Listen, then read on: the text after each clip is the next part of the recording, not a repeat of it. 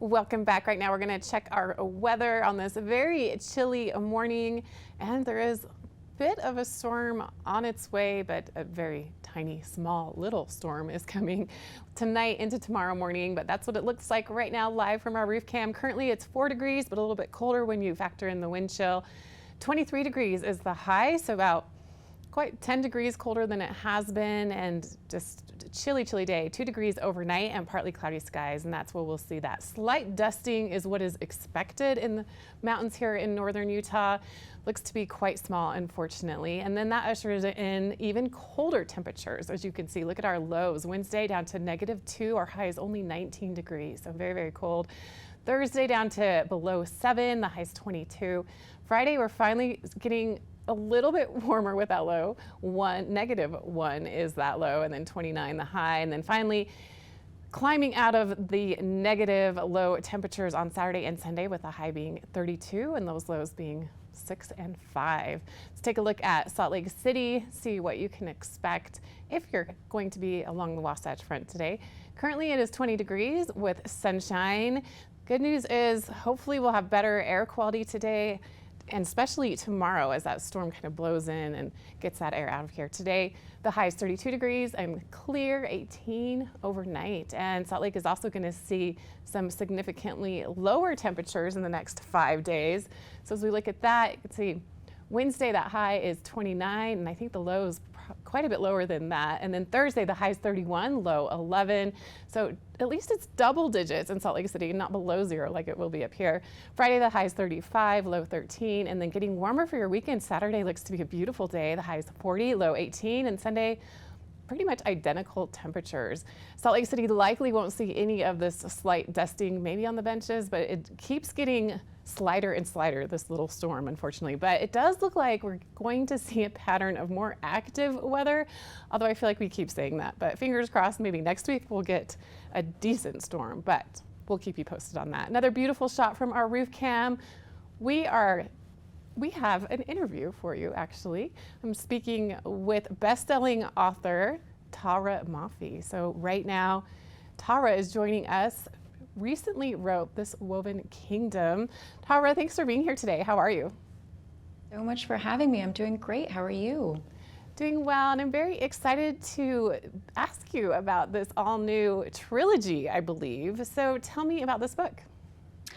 It's kind of like the Persian Game of Thrones with a bit of a Bridgerton vibe. Lots of clashing empires and forbidden romance and court intrigue and magic. And it was a lot of fun to write. That's quite the combination. Tell me a little bit more about why you chose those different elements, especially Persian mythology. Well, I'm Persian, so it was just a natural extension of, the traditions and the culture that informed me and influenced my life, and it just felt like a natural source of inspiration. It was just great to be able to draw upon the tapestry that informed my identity. And you've written another very successful series, Shatter Me. Is this similar at all to that kind of dystopian vibe that series had?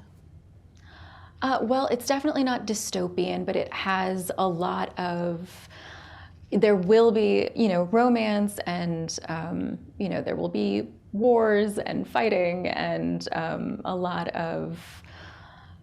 I think a lot of the same things that readers enjoyed in Shatter Me will show up in this book. It's just a slightly different setting.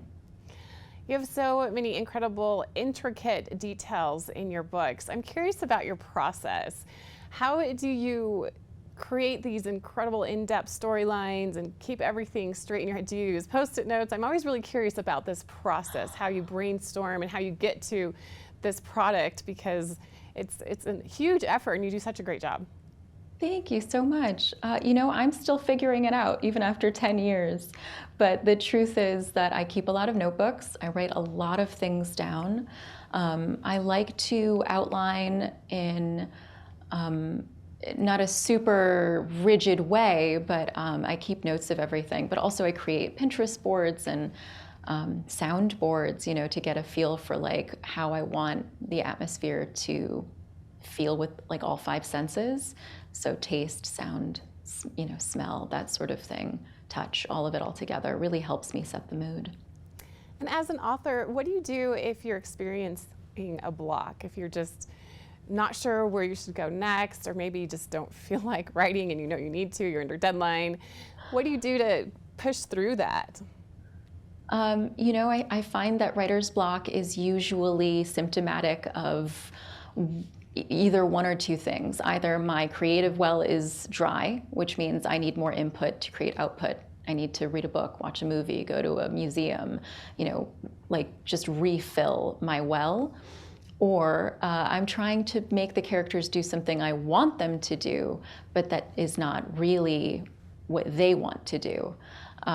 So I need to take a few steps back and maybe rewrite the last scene, and that usually helps unlock something. And this new series and new book, is it primarily young adult? And why do you pick that genre?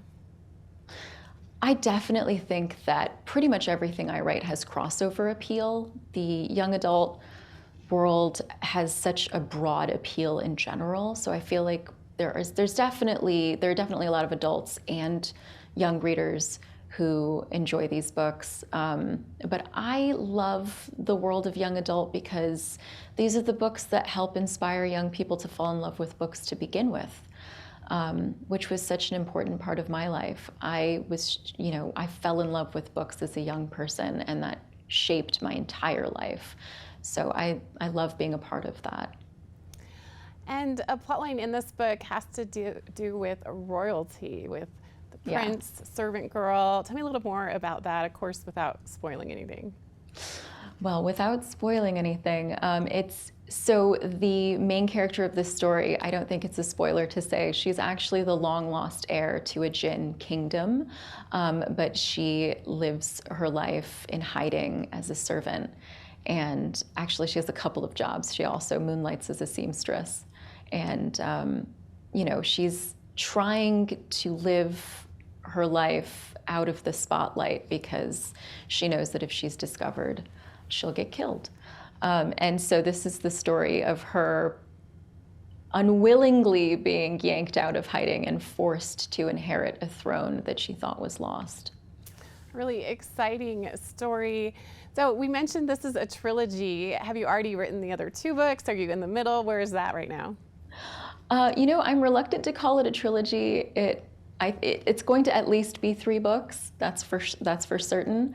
I've written what I thought were trilogies in the past, and they've expanded beyond that. So I'm trying to be loose with the exact categorization. But I'm working on the 2nd book now, and I'm having a lot of fun with it.